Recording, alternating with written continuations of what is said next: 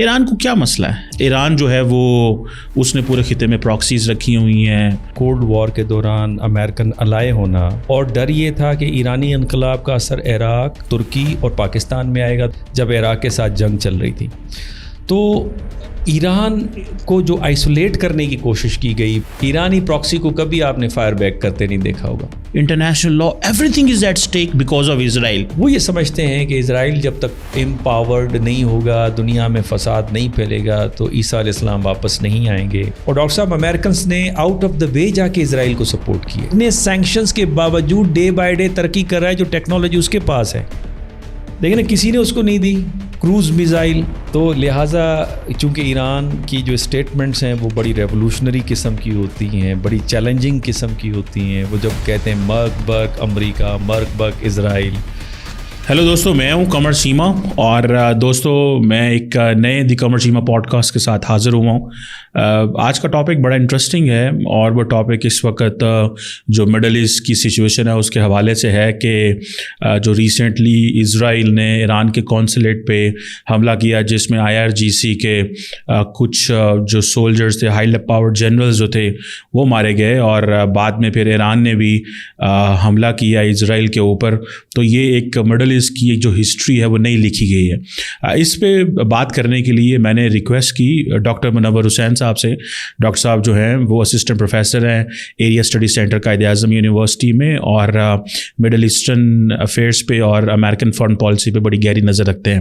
Doctor صاحب، سب سے پہلے تو آپ کے وقت کا بہت شکریہ کہ آپ نے اتنے امپورٹنٹ ٹاپک پہ ہم سے بات کرنے کے لیے موقع دیا. جی صاحب، آپ کا دعوت کا بہت شکریہ، اور آپ کی بڑی اہم کنٹریبیوشن ہے. اسپیشلی آپ جرنلزم کو بھی اچھا انڈرسٹینڈ کرتے ہیں، اور آپ کا بیک گراؤنڈ ایکیڈیمیا کا ہے، تو ایک سینتھسس آپ پیش کریں جو کہ نئی چیز ہے اور یہ ہونی چاہیے تھی. Thank you. ڈاکٹر صاحب، آپ سے جو بات کرنی ہے وہ بات کرنی ہے کھلی، مطلب جسے وہ کہتے ہیں نا انسینسرڈ بات کرنی ہے. ڈاکٹر صاحب، ایران کا کیا مسئلہ ہے؟ پہلے ایران پہ بات کرتے ہیں. ہمیں اس کانفلکٹ کا پتہ ہے. ابھی ریسنٹلی لوگوں کے پاس بہت انفارمیشن آ گئی ہے کہ اسرائیل نے کیا کیا، ایران نے کیا کیا. ہم اس کی ڈیٹیل میں نہیں جانا چاہتے. ایران کو کیا مسئلہ ہے؟ ایران جو ہے وہ اس نے پورے خطے میں پراکسیز رکھی ہوئی ہیں. یمن میں پراکسیز پالی ہوئی ہیں، عراق میں پالی ہوئی ہیں، سیریا میں ہے، جارڈن میں ہے، لیبنان میں ہے اور پورے خطے میں ان کا اپنا ایک پراکسیز کا نیٹ ورک ہے. کیوں ایران اتنا اوفینسو ہے اگینسٹ اسرائیل؟ اور کئی لوگوں کا کہنا یہ ہے کہ جو ایران کی اسٹیٹ کی جو سروائیول ہے، اگر وہ اینٹی اسرائیل نہ ہو تو وہ بچ ہی نہیں سکتا. اس کی جو انٹرنل یونٹی ہے وہ ہو ہی نہیں سکتی، اور اگر ایران اینٹی امریکہ نہ ہو تو ایران کی یونٹی بچ ہی نہیں سکتی، ایران ایز اے اسٹیٹ بچ ہی نہیں سکتا. کیا یہ بات سچ ہے؟ ڈاکٹر صاحب، بڑا اہم سوال ہے. دیکھیں، جوزف نے جو کتاب لکھی نا، اس کے اندر انہوں نے ایک کانسیپٹ دیا تھا پرزنر ڈائلیما کا. ایران اس وقت انٹرنیشنل پالیٹکس میں پرزنر ڈائلیما کا شکار ہے، جس میں سسپیشن، اور یہ تو ریئلسٹ بھی کہتے ہیں کہ جو انارکک سسٹم ہے اس میں سسپیشن بہت زیادہ ہوتا ہے. کوئی ریاست دوسرے پہ ٹرسٹ نہیں کرتی، اور اپنی سیکیورٹی کے لیے ہمہ وقت وہ تیار رہتی ہے. اس لیے جو ہینس جے مارگن تھا پالیٹکس امنگ نیشن میں بات کہتے ہیں کہ ریاست کے جو بھی مقاصد ہوں، لیکن آخر اس کے جو اہم ترین اہداف ہوتے ہیں کہ طاقت کا حصول، اس کا اظہار اور اس کا استعمال. تو اس پیراڈائم میں، اس فریم ورک میں اگر آپ ایران کو دیکھیں تو ایران کی جہاں پہ اسٹرینتھس ہے because of its 2000 years old civilization جو اپنے آپ کو ایکھمینائٹ امپائر سے کنیکٹ کرتے ہیں، وہاں سے جو سلسلہ شروع ہوتا ہے، اور پھر اس کے بعد کولڈ وار کے دوران امریکن الائے ہونا، امریکن ٹوین پلر اسٹریٹجی کا حصہ ہونا، امریکن پولیس مین ان دا گلف ہونا، اور پھر 1979 کا جو ریولوشن آتا ہے جس کی جو کانسیپٹ کو تیار کرنا ہے ایرانی لوگوں کے ذہن میں، وہ علی شریعتی کا کردار تھا، جس میں وہ کہتے ہیں کہ اصل مسائل سے توجہ ہٹ رہی ہے، اور اصل مسائل جو ہے وہ کلونیل اسٹرکچر ہے جس میں ایران کو ایکسپلائٹ کیا جاتا ہے.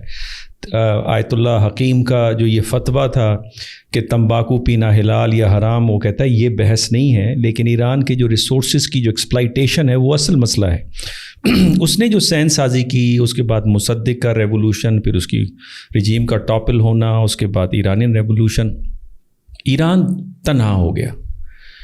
اس تنہائی میں جہاں پہ نظریاتی طور پہ تنہا کرنے کی کوشش کی گئی اور ڈر یہ تھا کہ ایرانی انقلاب کا اثر عراق، ترکی اور پاکستان میں آئے گا تو ایران عراق جنگ ہو گئی. سپلائی جو اس کی ویپن کی تھی یا امریکہ سے تھی یا اسرائیل تھی سہواگ کے ساتھ. ایرانی انٹیلیجنس کا جو سہواگ انٹیلیجنس تھی وہ موساد کے ساتھ اس کا بڑا کلوز گٹھ جوڑ تھا اور تعاون سیکیورٹی میں بہت آگے تھا. بلکہ ایرانی کاؤنٹر افیئرس آپ کو بھی ڈاکٹر صاحب پتہ ہے، جس میں ریگن ایڈمنسٹریشن کے اندر ہتھیار گھوم پھر کر ایران کو کس طرح ملے، اسرائیل کے تھرو ملے تھے جب عراق کے ساتھ جنگ چل رہی تھی. تو ایران کو جو آئسولیٹ کرنے کی کوشش کی گئی، پھر اکنامک سینکشنز لگائے گئے، پھر اس کے نظریے کو دبانے کے لیے ایک الٹرنیٹیو نظریہ جو سعودی عرب سے اور اس کی سپرویژن کے ذریعے سے شروع ہوا، جس کا اظہار محمد بن سلمان نے فاکس نیوز کو انٹرویو دیتے ہوئے کہا کہ امریکن ہمیں ٹیکسٹ بک لکھ کے دیتے تھے، وہابی برانڈ آف اسلام کی ایکسپورٹ، ہاں، جس سے ایکسٹریمزم کے سوال کے اوپر انہوں نے بات کی. تو کہنے کا مقصد یہ کہ ہر طرف سے ایران گھیرا ہوا تھا. اس صورتحال میں جب آپ کی ویپن کی سپلائی بند ہے، اکنامک سینکشنز لگے ہوئے ہیں، نظریاتی طور پہ آپ کو کنٹین کیا جا رہا ہے، آئسولیٹ کیا جا رہا ہے، تو آپ کے پاس کیا رہ جاتا ہے سوائے پراکسیز بنانے کے. تو یہ جو ایران کا جو ایکسٹرنل بیہیویئر ہے اس کو آپ اس طرح سے بیان کر سکتے، ایرانی نظریہ جو کہ ایک نئی جہت دیتا ہے اسلامک آئیڈیالوجی کے اندر. ڈاکٹر صاحب یہ بڑا امپورٹنٹ ہے نظریہ. 1956 میں ناصر جس وقت پین عربزم عروج پہ تھا اور ہر کسی کے سروں پہ سوار تھا، سعودی عرب و ایران نے الائنس بنایا کہ ناصر کو کنٹین کس طرح کریں. اور پھر جب ایران نے ری انٹرپریٹ کیا اسلامک، ایک نئی جہت دی اس کی انٹرپریٹیشن کی اسلامک آئیڈیالوجی کی، تو آپ دیکھتے ہیں کہ ایرانی ریولوشن بڑا پاپولر ہوا پوری دنیا کے اندر، especially in the global south. اور بہت سارے ممالک نے کوٹ کیا، چاہے حکومتیں ساتھ کھڑی ہوں نہیں ہوں. آپ کو یاد ہوگا جنرل ضیاء الحق تشریف لے گئے ایران کے دورے پر اور آیت اللہ خمینی کے ساتھ ملے. انہوں نے کہا کہ میں بھی اسلامائزیشن لے کر آیا ہوں پاکستان کے اندر. تو ایک انفلوئنس آپ کو نظر آتا ہے. تو نظریہ بڑا اہم تھا جس نے ایران کے بیہیویئر کو شیپ اپ کیا. اور دوسرا پھر ان کی جو اکنامک کنڈیشن، اور تیسرا جو سیکیورٹی ڈائلیما تھا، یعنی آپ پڑوسیوں کے ساتھ لڑا دیں اس کو اور پھر اس کو اکنامک سینکشنز کے ساتھ آپ اس کو ویپن کی جو ترسیل ہے اس کو آپ ختم کر دیں. پھر وہ ٹریڈ بھی نہیں کر سکتا. آپ گیس پائپ لائن کا آپ لے لیجیے، بار بار جس طرح کا پریشر آ رہا ہے. تو اس صورت میں ایران کو پش کیا گیا، لیکن ایران کو 2-3 فائدے ہوئے. آپ نے دیکھا دنیا میں جس بھی ملک کی پراکسیز ہیں وہ فائر بیک کرتی ہیں ایک اسٹیج کے اوپر. پاکستان کی بھی آپ مثال لے سکتے ہیں. ایرانی پراکسی کو کبھی آپ نے فائر بیک کرتے نہیں دیکھا ہوگا.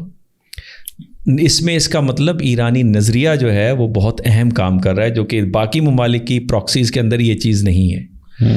اور اس کے علاوہ ڈاکٹر صاحب ایران کی جو سیلف سفیشنسی کی پالیسی تھی، صابن سے لے کر پرفیوم سے لے کر گاڑیوں تک انہوں نے اپنی خود بنائی، جس کو جان گالتونگ اسٹرکچرل تھیوری آف امپیریلزم میں کہتا ہے کہ اگر کلونیل اسٹرکچر سے آپ نے نکلنا ہے تو پھر آپ نے 2 باتیں کرنی ہیں. ایک یہ کہ پیرافریز کے ساتھ ہارمونی آف انٹرسٹ رکھنا ہے، جو کہ ویسٹ نے نہیں رکھنے دیا. اور دوسرا یہ کہ آپ نے سیلف سفیشنسی کی پالیسی پہ جانا ہے، جو ایران کر چکا اور اس سے ایران کو فائدہ ہوا. اس لیے پاکستان کے اندر چند مفکرین یہ کہتے ہیں کہ کاش پاکستان پہ بھی سینکشنز لگ جائیں تو کم از کم اب اپنے پاؤں پہ تو کھڑے ہو جائیں گے نا، اب دوسروں کی طرف دیکھنا تو بند کر دیں گے نا. تو یہ ایران کو فائدہ بھی ہوا ہے. اور وہ جو پرزنر ڈائلیما ہے ایران کا، جس کی وجہ سے ایران اب اس سارے پرزنر ڈائلیما میں جو اہم ترین جو 2 ممالک نظر آتے ہیں جو کہ ایران کے خلاف ہمیشہ برسر پیکار نظر آتے ہیں. ایک امریکہ، جس کے لیے میں کہتا ہوں جنرل کانفلکٹ ہے لیکن اسپیسیفک کوآپریشنز بھی نظر آتی ہیں، وہ اگر آپ سوال کریں گے میں. اور دوسرا امریکہ کا ایجنٹ جو اس وقت مڈل ایسٹ میں امریکن نمائندگی کر رہا ہے، وہ سعودی عرب نہیں کر رہا، وہ اسرائیل کر رہا ہے. تو لہٰذا اسی وجہ سے جو ایرانی نظریہ ہے اور پلس جو موروثی حالات ہیں، جیو اسٹریٹجک جو سچویشن ہے، جو چیز بورڈ کے اوپر گیم ہے، اس میں ایران امریکہ اور اسرائیل کے خلاف آپ کو نظر آتا ہے. اب ایران اتنا ایگریسو کیوں ہے؟ ایران کی اس سے کیا یونٹی منسلک ہے جو آپ نے سوال کیا؟ میں نہیں سمجھتا. ایرانی مختصر سے میں یہ کہوں گا کہ ایران کی تاریخ جس طرح میں نے کہا 2000 سال پرانی ایک قوم ہے. اس میں کوئی زیادہ ایتھنک کلچرز اینڈ لینگویجز آپ کو نہیں ملتی. بلیف سسٹم بھی آپ کو اتنا کوئی ڈفرینٹ نظر نہیں آتا ہے, لیکن بہت ہی قلیل تعداد کے اندر ہے. مجھے یاد ہے ایرانی ایک خاتون تھی عبادی, ان کو نوبل پرائز دیا, شیریں عبادی. ڈاکٹر صاحب اس کا جب لائیو انٹرویو میں BBC پہ دیکھ رہا تھا, اس سے جب انہوں نے سوال کیا, اس نے سب کچھ حجاب اتارا ہوا تھا, یہ بال کٹ کروائے ہوئے تھے, کوٹ پہنا ہوا تھا ویسٹرن ڈریس میں. اس نے جب کہا کہ ایران کے اندر جو معاملات ہیں عورتوں کے ساتھ زیادتی ہے, یہ ہے وہ ہے, تو آپ اس کے بارے میں کیا خیال کریں گے, تو اس نے جواب بڑا حیران کن دیا. اس نے کہا یہ ہمارا انٹرنل معاملہ ہے, ہم اسے خود طے کریں گے, آپ خاموش رہیں. تو یہ ایران کے اندر جو سب سے بڑی بات ہے وہ 5th کالم نہیں ہے ڈاکٹر صاحب, اور یہی وہ وجہ ہے جہاں پہ ایران کی یہ ان کی تاریخی طور پر یہ ان کے پاس کریکٹرسٹک یونٹی کا موجود ہے. ادروائز ویلویٹ ریولوشن کی تو بڑی کوشش کی گئی, جارج سورو کامیاب ہوا یوکرین میں, لیکن ایران میں کامیاب نہیں ہوا. بالکل صحیح, بڑی اچھی آپ نے یہ مثال دی ہے. ڈاکٹر صاحب ہم نے ایران کی تو بات کی کہ اس کو کیا مسئلہ ہے, اسرائیل کو کیا مسئلہ ہے؟ اسرائیل کو یہ جو بات کی جاتی ہے کہ تمام ویسٹرن پاورز نے اس کو اس خطے میں بٹھا دیا اور وہ اب قابض ہو گیا ہے, پھر انہوں نے عرب ممالک نے جنگیں لڑیں, اور جو پھر ہم نے دیکھا وہ ایکسپینڈ کر گیا, پھر سیٹلرز کا مسئلہ بن گیا. اسرائیل جتنا اوفینسو ہے, انٹرنیشنل کمیونٹی تمام انٹرنیشنل آرڈر کو داؤ پہ لگا بیٹھی ہے. International norms, values, legality, UN charter, international law, everything is at stake because of Israel. ایسا کیا پرابلم ہے کہ اسرائیل جو بھی کرے, اس جسے کہتے ہیں نا اس کو 100 خون معاف ہیں, اس کو اتنے خون کیوں معاف ہیں کہ وہ جاتا ہے اور شام کے اندر ایران کے قونصلیٹ پہ حملہ کر دیتا ہے, اینڈ دین امریکنز جب ایران کاؤنٹر حملہ کرتا ہے اسرائیل کے اندر, تو امریکنز کہتے ہیں کہ اب تم نے حملہ نہیں کرنا ہے ایران کے اوپر. اٹ مینس کہ امریکنز کہہ رہے ہیں کہ ایران کا حملہ جسٹیفائڈ ہے.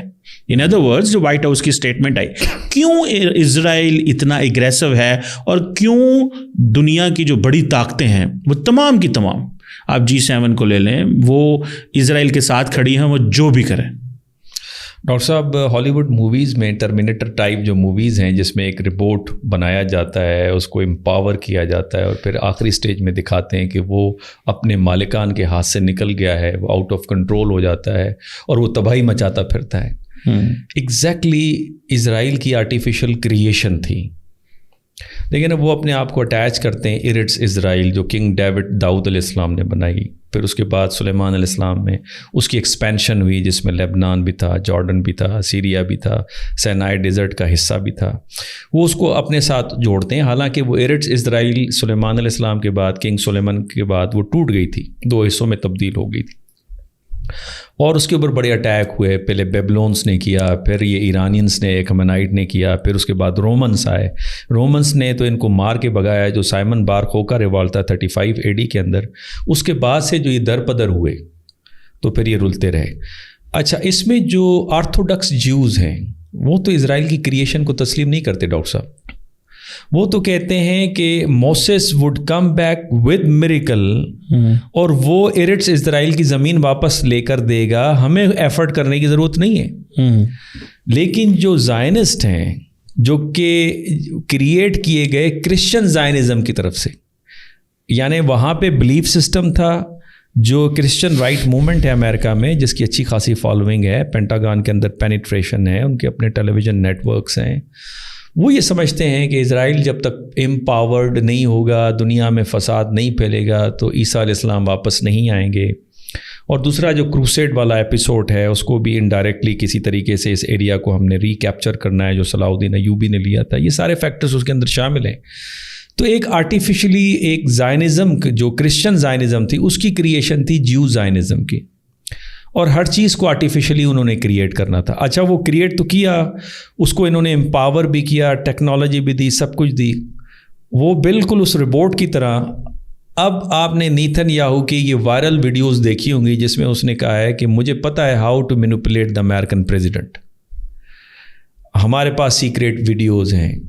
اور وہ آپ کو یاد ہوگا, وہ کہتا ہے کہ پریزیڈنٹ کلنٹن نے وہ اکارڈ سائن کروایا تھا, پیس اکارڈ. اس کے بعد دیکھا میں نے کس طرح سے اس کو موڑ کے رکھ دیا, اب یہ 2 اسٹیٹ سولوشن بھی ہم کس طرح سے اس کو گھما ڈالیں گے.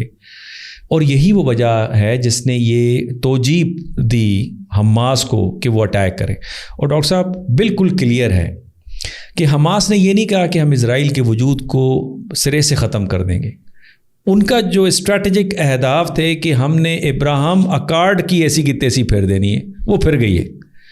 جب کویت بھی کہتا ہے کہ ہم ہر قسم کے تعلقات اسرائیل سے کٹ آف کرتے ہیں، جب سعودیز اور عراقیز بھی کہتے ہیں ہماری ایئر اسپیس استعمال نہیں ہوگی، قطر اور بحرین بھی کہتا ہے ہماری ایئر اسپیس استعمال نہیں ہوگی، تو اس کا مطلب یہ کہ جو رائے عامہ ہے وہ رائے عامہ اس وقت اسرائیل کے خلاف ہے اور امریکن پاور بیسڈ پالیسیز کے خلاف ہے.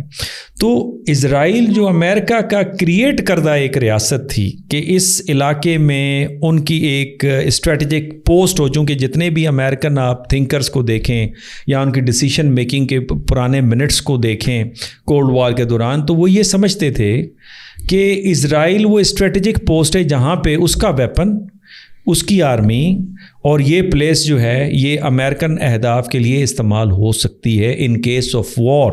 اور ڈاکٹر صاحب امریکنس نے آؤٹ آف دا وے جا کے اسرائیل کو سپورٹ کیے. Let me give you one example. 1967 میں امریکن سرویلنس شپ میڈیٹرینین سی کے اندر موو کر رہی تھی اور اسرائیلیوں نے جب دیکھا کہ یہ ہمارے اوپر نظر رکھتے ہیں تو اسرائیلیوں نے اس پہ اٹیک کیا.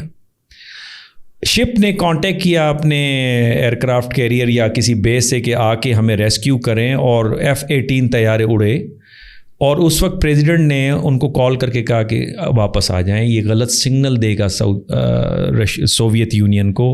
اور وہ اٹیک ہوا، اس میں 11 یا 13 یا 17 مجھے فگر اب یاد نہیں، امریکن میرینس مارے گئے، شپ سنک ہو گئی. امریکہ، یونائٹڈ اسٹیٹس آف امریکہ تو آؤٹ آف دا وے جا کے اسرائیل کو ہمیشہ انہوں نے سپورٹ کی ہے. اگر آپ American economic and military aid دیکھیں تو دنیا میں سب سے زیادہ ایڈ اسرائیل کی ہے. ڈاکٹر صاحب اسرائیل کی ٹوٹل اسٹریٹجک ڈیپتھ تل اویو سے 9 کلومیٹرز، ٹوٹل پاپولیشن 8 ملین. تو کہنے کا مقصد یہ کہ وہی اسرائیل پھر امریکہ کے قائم کردہ لبرل ورلڈ آرڈر کو جس کی پہ آپ نے سوال بھی پوچھا، اس کو ریپ اپ کروا رہا ہے.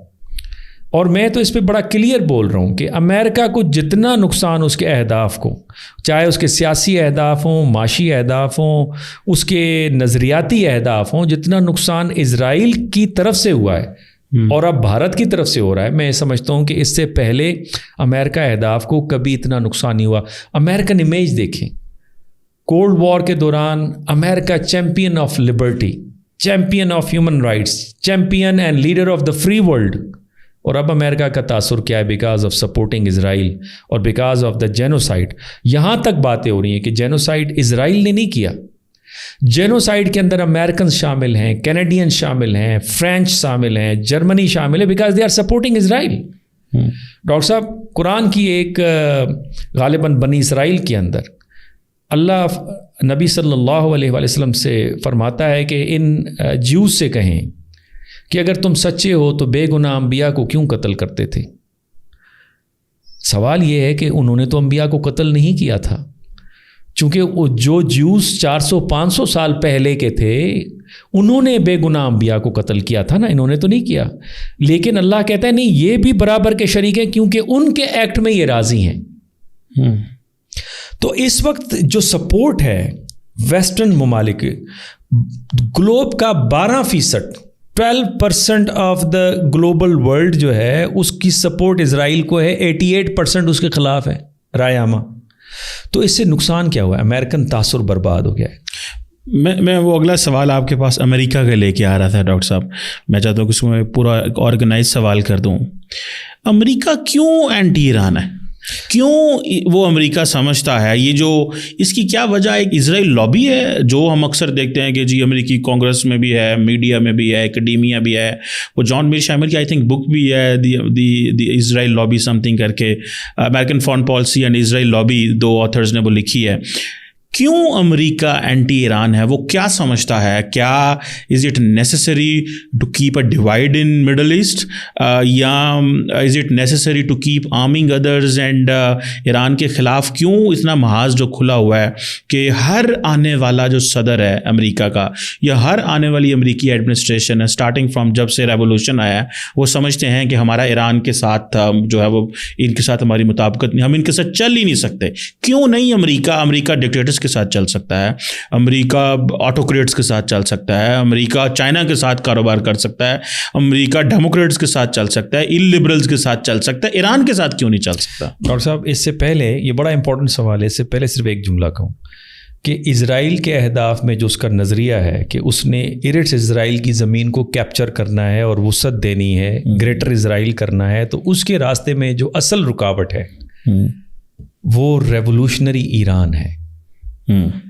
دیکھیں نا، باقی سارے ممالک because of their past experiences 1948 67 اور 73 کی جو وار ہے، اس کے بعد وہ ہینڈز اپ انہوں نے کر لی ہیں۔ انہوں نے کہا بھائی ہم ڈپلومیسی کے ذریعے کچھ حاصل کر پائیں گے تو کر پائیں گے، جنگ نہیں جیت سکتے۔ وہ اپنا سب کچھ کر کے دیکھ چکے ہیں، لیکن revolutionary Iran because of a strong ideology, دنیا میں جتنے بھی گریٹ پاورس ہیں اس میں 3 فیکٹرز بڑے امپورٹنٹ ہیں جب وہ گریٹ پاورس بنے، اور وہ جب فیکٹرز الٹے چلے تو ان کی جو ڈی کالونائزیشن کا پروسیس اسٹارٹ ہوا اور ان کی پاور ختم ہو گئی، جس میں پہلے نمبر پہ ان کی اکنامک پاور تھی، دوسرے نمبر پہ ان کی آئیڈیالوجیکل پاور تھی اور ملٹری اسٹرینتھ تھی، اور تیسرے نمبر پہ سوسائٹل کوہیسونیس تھا۔ تو اس تینوں صورتوں کو اگر آپ لیں تو آپ کو یہ ساری گیم سمجھ آتی ہے کہ ایران کے اندر نظریے نے ایک جو کوہیسونیس، جو ہم کہتے ہیں 5th کالم نہیں مل رہا، اس نے ایران کو امپاور کیا ہے، اور اتنے سینکشنز کے باوجود ڈے بائی ڈے ترقی کر رہا ہے۔ جو ٹیکنالوجی اس کے پاس ہے، دیکھیں نا، کسی نے اس کو نہیں دی۔ کروز میزائل سارے انٹرسیپٹ کیے، جو 1970 کی ٹیکنالوجی تھی ساری انٹرسیپٹ ہو گئی، لیکن چند جو نہیں تھی، جو لیٹسٹ تھے، انہوں نے امریکن اور اسرائیلی جو ایئر ڈیفنس سسٹم تھا اس کو ڈاج دے کر جا کے انہوں نے اپنے ٹارگیٹ کو ہٹ کیا نا۔ ایک بھی ہٹ کرتا ڈاکٹر صاحب $39 ملین کے مقابلے میں $5 to $6 بلین خرچ کر کے بھی وہ اہداف حاصل نہیں کر پائے۔ تو یہ اصل میں وہ وجہ ہے جو اسرائیل ایران کے خلاف ہے، چونکہ ایران اسرائیل کو اچھی طرح انڈرسٹینڈ کرتا ہے because of their historical relationship, اور ایران اسرائیل کو اچھا سمجھتا ہے اور اسرائیل ایران کو ماضی کی وجہ سے سمجھتا ہے۔ آ جاتے ہیں ڈاکٹر صاحب امریکہ کی وجہ سے۔ دیکھیں، آپ کا سوال یہی تھا نا کہ امریکہ ایران کے کیوں کر خلاف ہے۔ ڈاکٹر صاحب، ہمارے ہاں ہمارا ایک جو زمینوں کے اوپر کسان کام کرتا ہے جی، اور وہ باغی ہو جائے تو پھر ہم اس کو کس طرح ٹریٹ کرتے ہیں، اس کے خلاف کیا پروپیگنڈا کرتے ہیں۔ ایران ایگزیکٹلی میں نے کہا کہ اس مڈل ایسٹ کے اندر ٹوین پلر اسٹریٹجی میں ایران اور سعودی عرب 2 پولیس مین تھے امریکہ کے، جو امریکن مفادات کا ادھر تحفظ کرتے تھے، اور اس میں ایرانی ریولوشن کے بعد وہ ساری پکچر تبدیل ہو گئی اور امریکہ کو زیادہ ریلائی کرنا پڑا اسرائیل کے اوپر، اور دوسرے اپنی ملٹری بیسس، اس کے بعد ملٹری بیسس جو بھی آپ کو مڈل ایسٹ کے اندر نظر آتی ہیں امریکنس نے قائم کی۔ امریکنس ایران کو اس لیے زیادہ خطرناک سمجھتے تھے کہ جو ویسٹ کی جو اجارہ داری تھی، اس کی ثقافت کی، اس کی سیاسی نظام کی، معاشی نظام کی، اس کی انفارمیشن کی، اس کو چیلنج ایرانی ریولوشن نے کیا۔ ہمارے ڈاکٹر طاہر امین مرحوم ہوتے تھے، آپ کے بھی استاد رہے، وہ کہتے تھے ایرانی ریولوشن اسلامک ریولوشن نہیں تھا، it was the first revolt against the West, اور it was the cultural revolt. وہ کہتے تھے 3 اسٹیجز آزادی کی تھیں۔ پہلی سیاسی اسٹیج تھی جس میں سکارنو، گاندھی، نہرو، جناح انہوں نے ایفرٹس دیں، وہاں سے پڑھ کے آئے، وہاں کے نظریات آ کے اپلائی کیے، نیشنلزم کی بنیاد پہ انہوں نے لوگوں کو اٹھایا، آزادی حاصل کی۔ دوسری اسٹیج کے اندر ہم نے معاشی آزادی حاصل کرنی تھی، جو نیم بنا، گروپ آف 77، جس میں ہم نے کہا 1% آف GNP ویسٹ جو ہم سے لوٹ اور پلنڈر کر کے گیا ہوا ہے وہ ہماری ترقی اور ہماری ڈیولپمنٹ پہ خرچ کریں۔ اور تیسری اسٹیج پہ ثقافتی آزادی حاصل کرنی تھی، اس کا پہلا ایپیسوڈ ایران تھا، اور یہی وہ وجہ تھی کہ جب ثقافتی طور پہ آپ کی اجارہ داری ختم ہو جائے، ڈاکٹر صاحب جو سافٹ پاور ہوتا ہے نا، اور میں یہاں پہ ایک جملہ کہتا ہوں، امریکہ کے پاس انپریسیڈنٹڈ سافٹ پاور تھا اور ہے، اور بدقسمتی سے کولڈ وار میں استعمال ہوا، اب استعمال نہیں ہو رہا۔ اب صرف آپ کائنیٹک پاور استعمال کریں جس کی وجہ سے امریکہ مار کھا رہا ہے. سافٹ پاور جو تھا وہ کلچر کے تھرو ہوتا ہے. کلچر اگر آپ کو اٹریکٹ کرتا ہے اس ملک کے لوگوں کو آپ یہ نہ کہیں کہ میں یہ کرنا چاہتا ہوں, وہ خود بخود آپ کے لیے کام کریں گے, چونکہ ان کی آپ سے محبت ہو جاتی ہے, اٹیچمنٹ ہو جاتی ہے. جس طرح ہماری کلچرلی اٹیچمنٹ ٹرکی کے ساتھ آپ کو نظر آتی ہے. آپ دیکھیں یہاں پہ اردگان کا نام لیا جائے, آپ دیکھیں وہ جو ہمارے یہاں ڈرامہ چلا وہ غازی, اس کی پاپولیرٹی دیکھیں, it was all because of cultural جو ہمارے یہاں ایک پیار محبت اس کی جو ہم جس طرح سے اس کو پسند کرتے ہیں یہ اس کا نتیجہ ہے. تو ایران اس کلچر کے خلاف پہلا ایپیسوڈ تھا اور اس کے بعد ایک ڈومینو اس کا ایفیکٹ جانا تھا پوری دنیا کے اندر اور ایک کلچرل آزادی کی موو اسٹارٹ ہونی تھی. تو لہٰذا اس وجہ سے امریکنز خلاف رہے. لیکن امریکنز کو یہ پتہ ہے ڈاکٹر صاحب ادھر دو بڑی مختلف چیزیں. امریکن آپ نے کہا سارے president, I do not agree with this statement because democrats جو ہیں ان کا پالیسی میکنگ کا پروسیجر بڑا کامپلیکس ہے. وہ کہتے ہیں کہ اگر ایک دشمن ہے تو کیوں ہے, کیا اس کو دشمنی سے ہٹایا جا سکتا ہے, کیا ہم اس کو دوست بنا سکتے ہیں. لیکن جب ریپبلکنس پاور میں آتے ہیں ان کا پالیسی میکنگ پروسیجر بڑا سمپل ہے. وہ کہتے ہیں یہ دشمن ہے بام کر دو. ریگن بائی ایول امپائر ہے سوویت یونین, اس کو ختم ہو جانا چاہیے. وہ ان ٹرمز آف ریلیجن وہ جسٹیفائی کرتے ہیں اپنے ایکشن کو. تو یہ دونوں میں فرق ہے. یہی وجہ ہے کہ جب اوباما آئے تھے تو انہوں نے ریکنسیلیشن کی بات کی تھی. جو بائیڈن کو بھی دیکھیں تو سافٹ ایک آپ کو ملتا ہے, اور جس کی مثال آپ نے بھی دی کہ اسرائیل کو جس طرح کا میسج ملا ہے وہ جو بائیڈن کی ایڈمنسٹریشن کے اندر ملا ہے نا. اور پھر امریکنس یہ ریئلائز کرتے ہیں کہ 2000 سال پرانی سویلائزیشن ہے. اور تیسرا فیکٹر ڈاکٹر صاحب, دونوں کے درمیان میں جنرل کانفلکٹ ہے لیکن اسپیسیفک کوآپریشنز بھی ملتا ہے. دیکھیں ابھی کی ایرانی نے کہا کہ اگر آپ مداخلت نہیں کریں گے تو آپ کے اہداف اور مفادات پر اٹیک نہیں ہوگا مڈل ایسٹ میں, اور نہیں ہوا. انصار اللہ کو انہوں نے منع کر دیا, جو ملیشیاز ہیں عراق میں منع کر دیا امریکن اڈے پہ آپ اٹیک نہیں کریں گے جی. اس کے بعد افغانستان کے محاذ پہ کہا جاتا ہے طالبان کے خلاف جب 9/11 کے بعد امریکنس آئے تو کہا جاتا ہے کہ ایرانینس کی کوآپریشن تھی امریکنس کے ساتھ. عراق صدام حسین کے خلاف کہا جاتا ہے کہ کوآپریشن تھی. تو اسپیسیفک کوآپریشن آپ کو نظر آتی ہے لیکن جنرل کانفلکٹ آپ کو نظر آتا ہے اور وہ نظریاتی بنیاد پہ نظر آتا ہے. تو یہ کہنا کہ امریکنس مکمل طور پہ ایرانینس کے خلاف ہیں وہ تو اب ریسنٹ کے اس ایپیسوڈ میں دیکھیں, اگر مکمل خلاف ہوتے تو امریکنس اپنے میزائل چھوڑ دیتے ایران پہ. وہ کہتے ہیں جی بہترین ٹائم ہے, بلکہ کچھ امریکن جو اینالسٹ ہیں وہ تو اسرائیل کو یہ مشورہ دے رہے ہیں کہ دس از دا ٹائم کہ ایران کے نیوکلیر ویپن سے جان چھڑائی جائے. امریکنس کہتے ہیں خبردار, اگر آپ حملہ کریں تو پہلے ہم سے مشورہ کیجیے گا. تو اس کا مطلب امریکنس نہیں چاہتے کہ یہ وار پھیلے, اور وہ یہ بھی نہیں چاہتے کہ ایران مکمل طور پہ ختم ہو جائے. ڈاکٹر صاحب اگلا جو ایک امپورٹنٹ سوال آپ سے کرنا چاہتا ہوں کہ ایران جو ہے وہ یہ پراکسیز کی کریشن کی بات ہے نا, کہ پراکسیز کیوں کریٹ کرتے ہیں. یہ سارے جو مسلمان ممالک ہیں میجورٹی میں اگر کہوں یہ کہیں نہ کہیں پہ پراکسیز بناتے ہیں. مطلب جس کو ویسٹ دہشت گرد گروپ کہتا ہے سیدھے ایران انڈیا کہتا ہے جی یہ دہشت گرد گروپ ہے آپ نے کشمیر میں لگائے. ایران کو کہا جاتا ہے کہ جی تم نے حزب اللہ بنائی دہشت گرد ہے, حماس دہشت گرد ہے, ہر جو گروپ ہے وہ دہشت گرد ہے. آپ یہ جو دہشت گرد گروپوں کے ذریعے یہ جو جہاد کیا جاتا ہے, ایران کی فوج کیوں نہیں لڑتی؟ کیوں ایران کی فوج جو ہے وہ سامنا نہیں کرتی اسرائیل کا ڈائریکٹ؟ کیوں جو ہے وہ آپ سمجھتے ہیں کہ بھائی لیبنان میں لوگوں کے بچوں کو جہاد کرایا جائے؟ کیوں سمجھتے ہیں کہ عراق میں جہاد کروایا جائے؟ ابھی حال ہی میں پاکستان نے جو ہے زینبون پہ پابندی لگا دی ہے کیونکہ سننے میں آ رہا تھا کہ یہاں سے بھی ریکروٹمنٹ کی جا رہی ہے اور ان کو کہا جا رہا ہے جاؤ عراق اور شام اور وہاں پہ جہاد کرو. یہ مسلمان ممالک ان پرٹیکولرلی کیونکہ ہم ایران کی بات کر رہے ہیں تو اس تک رہتے ہیں فی الحال, ایران کیوں نان اسٹیٹ ایکٹرز یا مجاہدین بناتا ہے جس کو ویسٹرن ورلڈ اور دوسری دنیا نے دہشت گرد گروپ کہتا ہے جن کو انہوں نے بین کیا ہوا ہے؟ کیوں یہ جو پالیسی ہے ایران سمجھتا ہے کہ کامیاب ہے, اور کیوں ان کی فوج نہیں لڑتی؟ اگر لڑنا ہی ہے تو اپنی فوج سے لڑیں. کیا یہ لاجک ان کی ٹھیک نہیں ہے ویسٹرن ممالک کی؟ ڈاکٹر صاحب دیکھیں امریکہ رشیا سے کیوں نہیں ڈائریکٹ وار کرتا, یوکرین کو کیوں لڑوا رہا ہے فارمر سوویت یونین کے خلاف؟ لیکن ڈاکٹر صاحب وہ تو رشیا نے اٹیک کیا ہے یوکرین کے اوپر, تو جب جس نے اٹیک کیا تو وہ اسی نے لڑنا ہے نا, امریکہ تو نہیں اس میں کچھ کر سکتا. ڈاکٹر صاحب اس میں تو جان میرشائمر, جیفری سیش, کرنل ڈگلس, وہ تو کہتے ہیں کہ بھئی امریکنس نے یہ وار اسٹارٹ کروائی اور امریکہ بری طرح ٹریپ ہو گیا اور شکست کھا گیا ہے.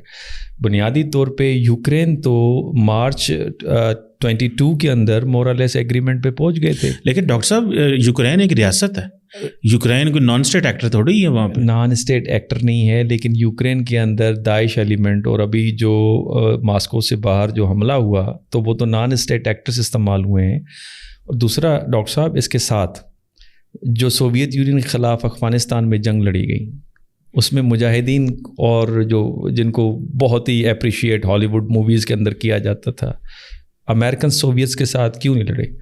اس کے علاوہ جو اسرائیل اور امریکہ داعش کی کریشن کے اندر, اب یہ دنیا سے ڈکی چھپی بات تو ہے نہیں کہ کس طرح سے وہ ڈمسکس کی جو اینالسٹ ہیں, بیروت کی گارڈین اس کے اندر دا کریڈل کے اندر ان کا انٹرویو ہے, بڑی ویل پبلشڈ خاتون ہے.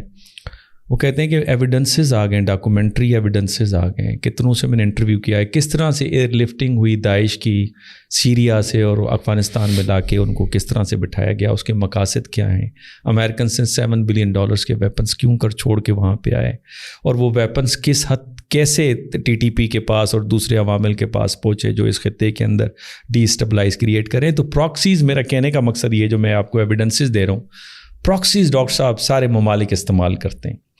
سوال یہ ہے کہ ایران ڈائریکٹ جنگ کیوں نہیں لڑ رہا اسرائیل کے ساتھ؟ دیکھیں, اسرائیل نے ڈائریکٹ ایران کے قونصلیٹ خانے پہ حملہ کیا تو ایران کی فوج سے ڈائریکٹ اس کا جواب ملا, لیکن جب تک انڈائریکٹلی ایران کے اہداف پہ حملے ہو رہے تھے تو ایران بھی انڈائریکٹلی اس کا جواب دے رہا تھا اپنی پراکسیز کے تھرو.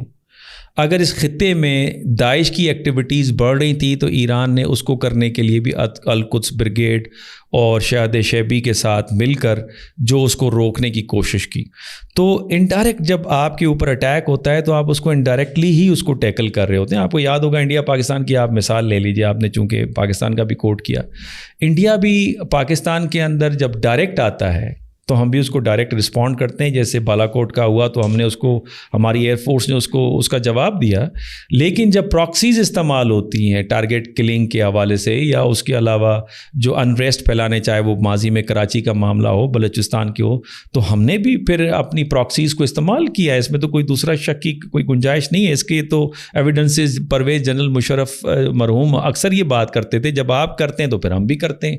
یہ تو ریاستوں کے حوالے سے یہ چلتا رہتا ہے. لیکن جب ایران کے قونصلیٹ پر ایز پر انٹرنیشنل لا جب حملہ ہوا اور یہ انٹرنیشنل لا کی خلاف ورزی تھی, یہ اس سرزمین کا حصہ سمجھا جاتا ہے جس کی وہ قونصلیٹ خانہ یا ایمبیسی ہوتی ہے, سفارت خانہ ہوتا ہے, تو آپ نے دیکھا کہ انہوں نے پھر پراکسیز کا استعمال نہیں کیا, انہوں نے ڈائریکٹ اپنے ہاں سے میزائل فائر کیے.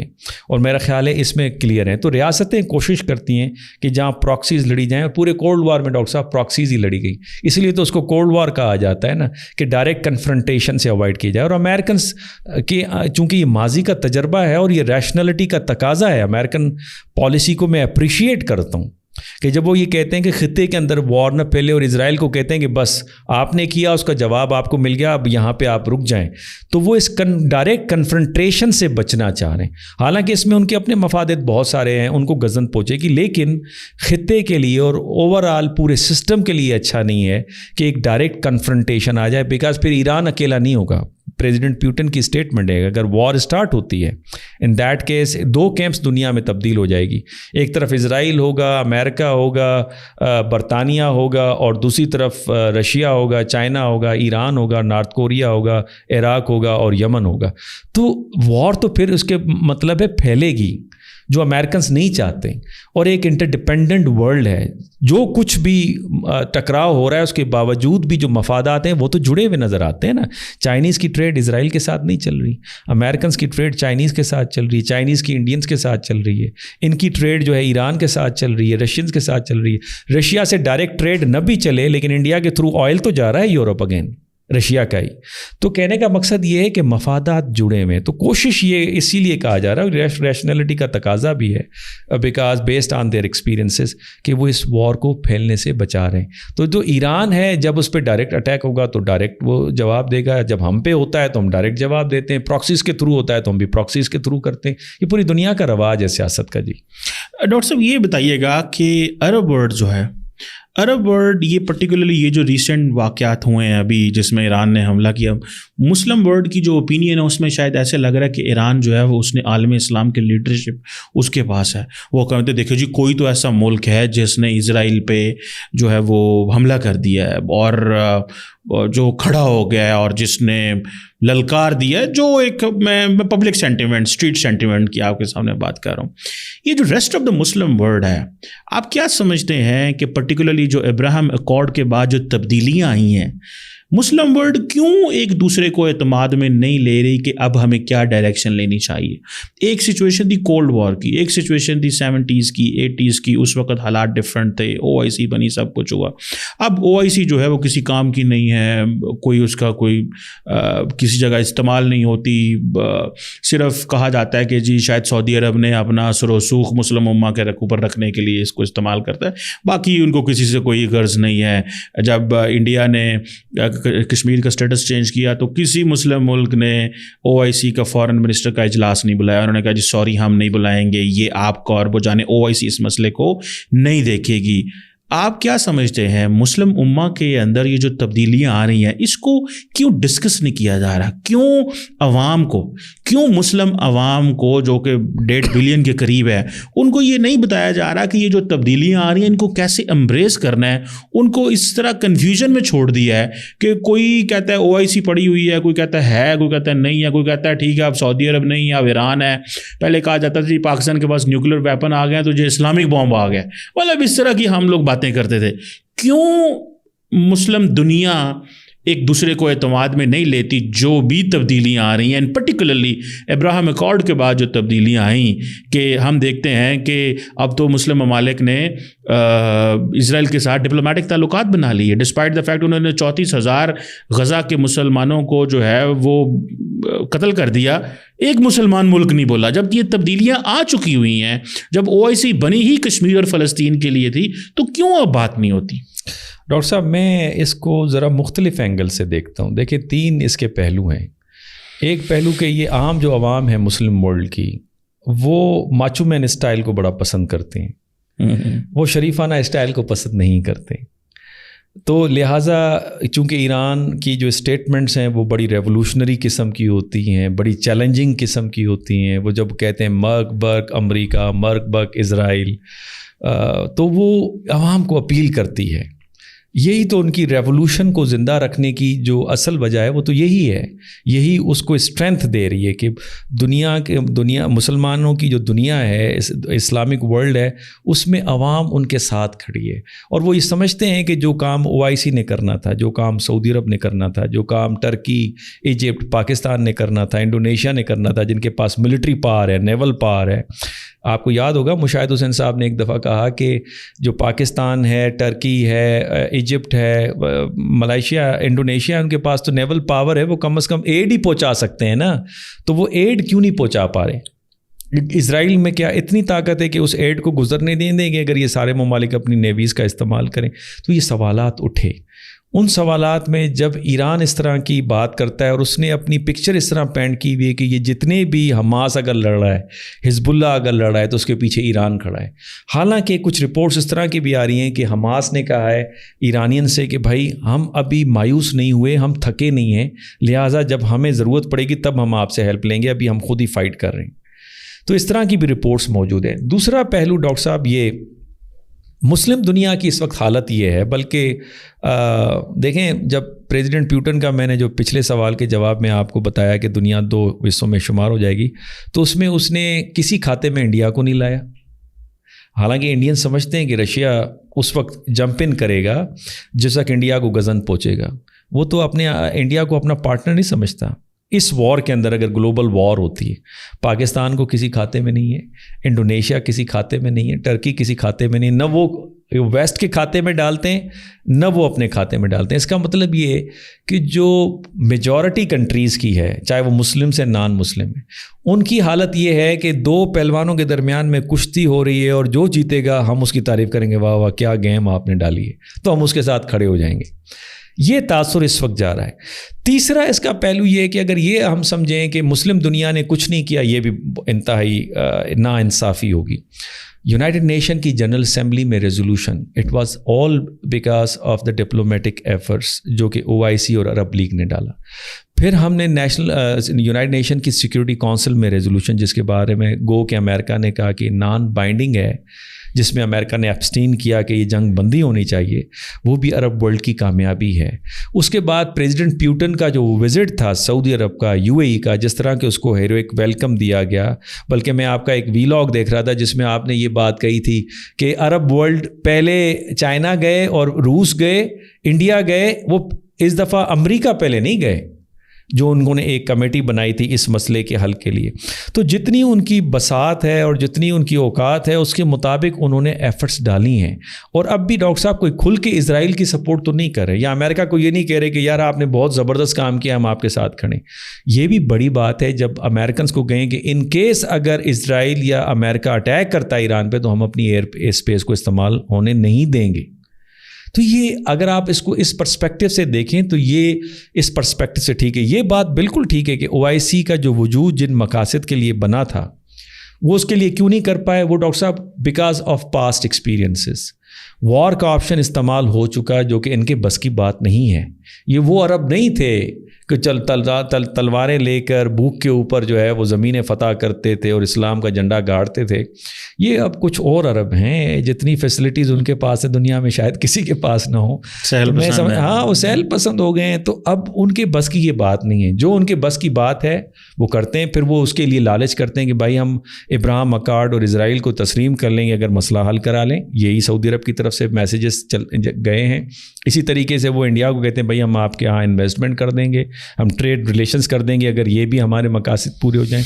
تو اب وہ دوسرے انسٹرومنٹس استعمال کریں. لیکن ہمیں سمجھنا ہوگا ڈاکٹر صاحب آخری بات کہ قرآن کی ایک ورس ہے.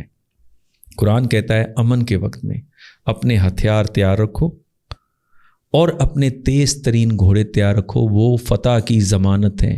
ڈاکٹر صاحب آج ہوائی گھوڑوں کا زمانہ ہے. جس کے پاس تیز ترین ہوائی گھوڑے ہوں گے، جس کے پاس بہترین ہتھیار ہوں گے، تو وہ جنگ جیتنے کا حقدار ہوگا اور وہ جیتے گا. یہ بات مسلم ورلڈ کو سمجھنی چاہیے. ڈاکٹر صاحب ڈسکشن کو کنکلوڈ کرتے ہیں. یہ پوچھنا چاہتا ہوں کہ جو پاکستان ہے اس کی ایک پاکستان کے بارے میں کہا جاتا تھا یہ جو فوج ہے نا جی، یہ کشمیر میں لڑے گی، یہ فلسطین کے خلاف لڑے گی، یہ عالم اسلام کی فوج ہے، نیوکلیئر اسلامک بام. پہلے یہ مطلب دنیا میں ایسے کبھی نہیں ہوا. مطلب ہم نے پھر اس کو کاؤنٹر کرنا شروع کر دیا. بھائی جب کرسچن بام نہیں ہے، جب جوش بام نہیں ہے، فرینچ بام نہیں ہے، برٹش بام نہیں ہے، تو کرسچن بام کیسے، اسلامک بام کیسے ہو سکتا ہے؟ سو پاکستان کی کیا اب ریلیونس رہ گئی ہے جب کہ دنیا کو پتہ چل گیا ہے کہ نہ تو یہ نیوکلیئر ویپن چلنے ہیں اور نہ یہ فوج جو ہے اس نے لڑنا ہے دنیا کے لیے. یہ فوج صرف پاکستان کے لیے لڑے گی، کشمیر کے لیے بھی نہیں لڑے گی. جب کہ یہ باتیں دیکھیں نا، پوزیشن تو یہ آ گئی ہے کہ کشمیر کے لیے بھی آپ کی فوج نہیں لڑے گی انٹل اینڈ انلیس کہ انڈیا کو ایگریشن دکھائے گا ہم نہیں لڑنا چاہتے. پاکستان کی کیا ریلیونس رہ گئی ہے مسلم دنیا میں؟ اور ہم تو اب کہتے ہیں جناب کہ یہ فلسطین کا مسئلہ جو ہے اس کو عرب جانے، ہمارا مسئلہ نہیں ہے یہ، کیونکہ آپ نے کشمیر کے مسئلے کو لفٹ نہیں کراتے، ہم نے فلسطین کے مسئلے کو لفٹ نہیں کروانی. اور یہی وجہ ہے ڈاکٹر صاحب کہ آج انڈیا جو ہے تمام مسلم ورلڈ کے بہت قریب چلا گیا. ان کی دوستیاں بڑھ گئی ہیں UAE کے ساتھ، سعودی عرب کے ساتھ. اس نے پاکستان کو ریپلیس کر دی ہے. اور کہتے ہیں کہ نریندر مودی صاحب یہ کہتے ہیں کہ میری زندگی کی اور میری فارن پالیسی کی جو سب سے بڑی کامیابیوں میں سے ایک کامیابی UAE کے ساتھ جو قریب ہونا ہے، جو قربت ہے، یہ ہے.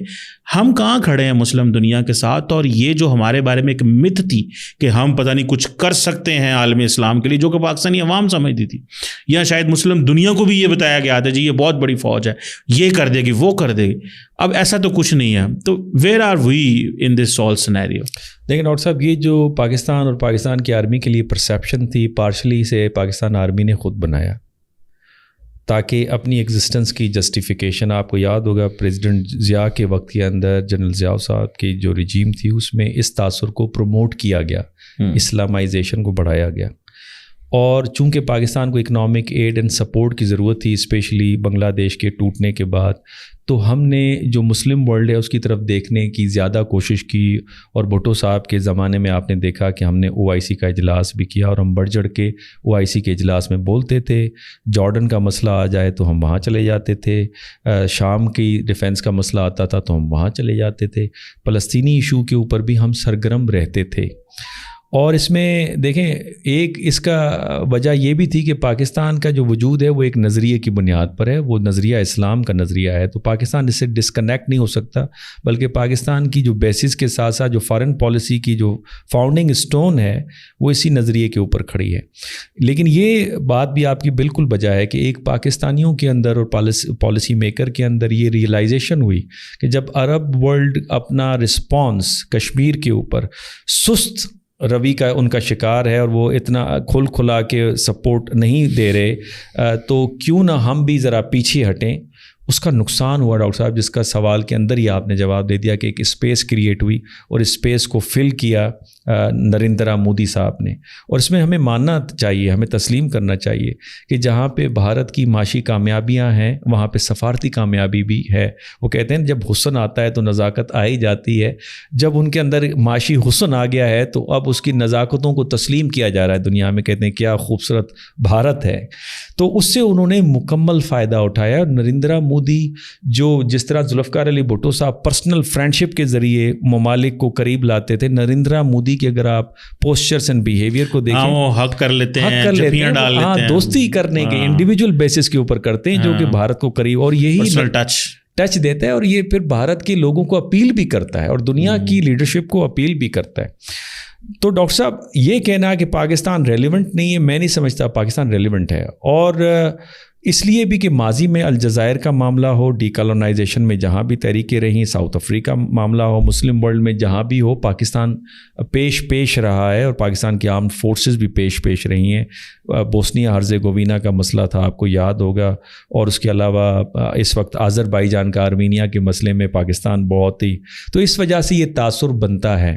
پرابلم اس وقت پاکستان کے ساتھ یہ ہے جس کا ہر کسی کو علم ہے، پولیٹیکل انسٹیبلٹی، اور ہمارے جو معاشی مسائل ہیں جو کہ کبھی ختم نہیں ہونے جب تک کہ ہم ریفارم نہیں لائیں گے۔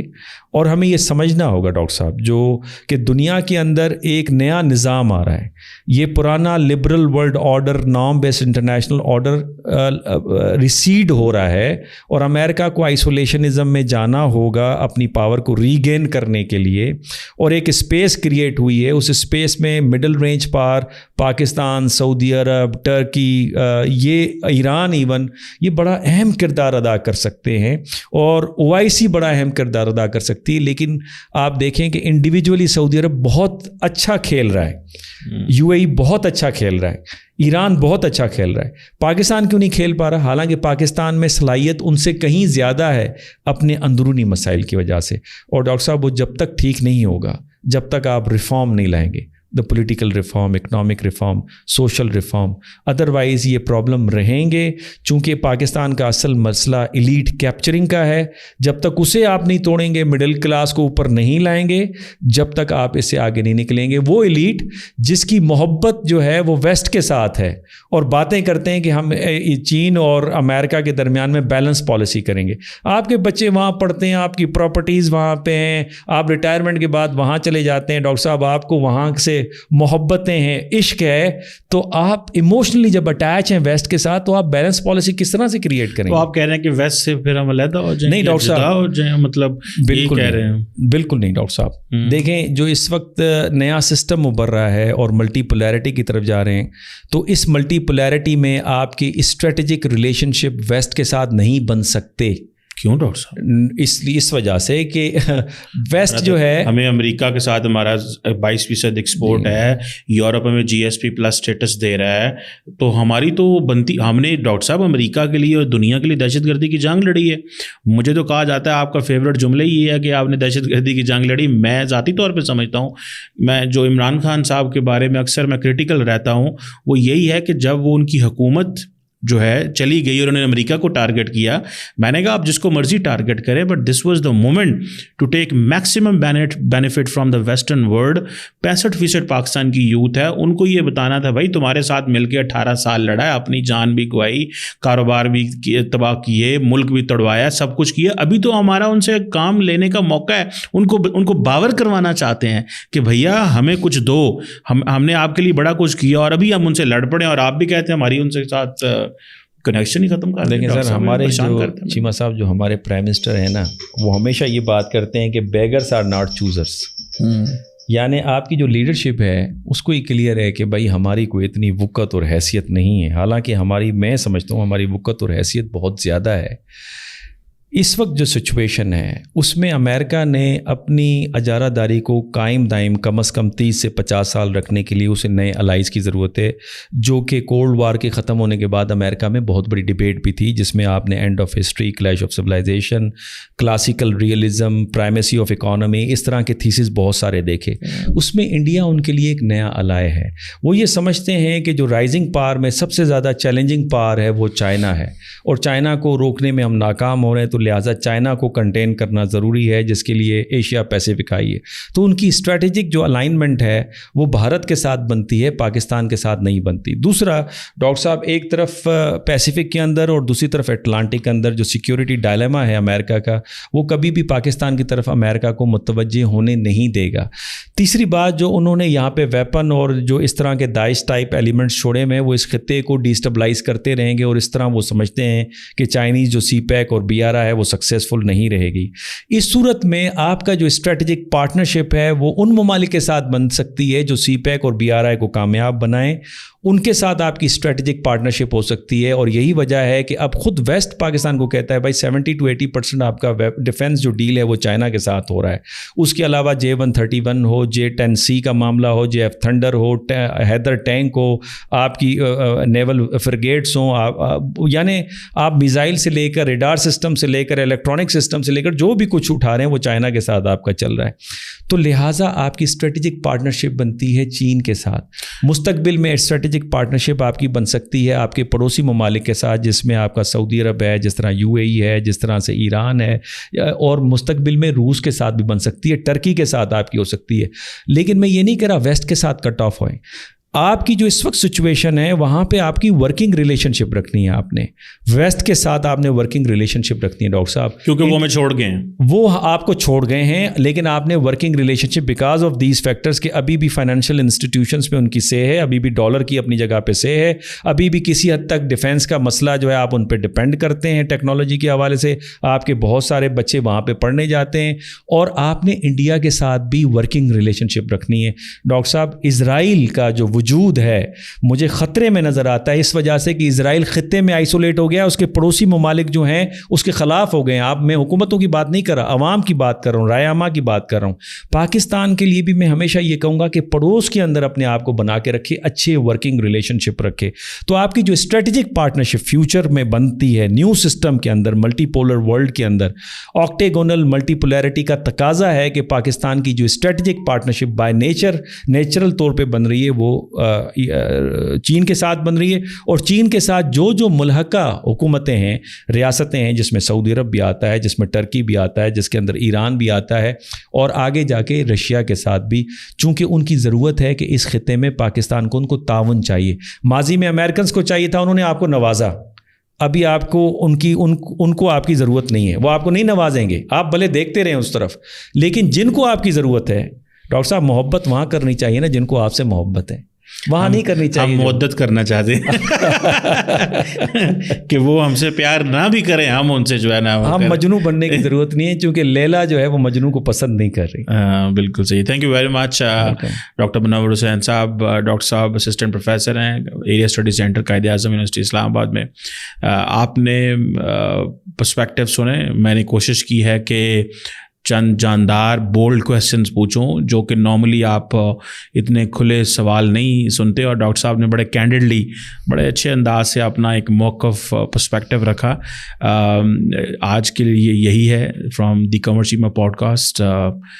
دیکھتے رہیں اور اپنا فیڈ بیک دیں. آپ کے فیڈ بیک سے ہمیں بڑا پتہ چلتا ہے کہ ہمیں کس طرح کی ڈسکشنز کرنی چاہیے, کس طرح کے گیسٹ کو بلانا چاہیے. تھینک یو ویری مچ, بہت شکریہ.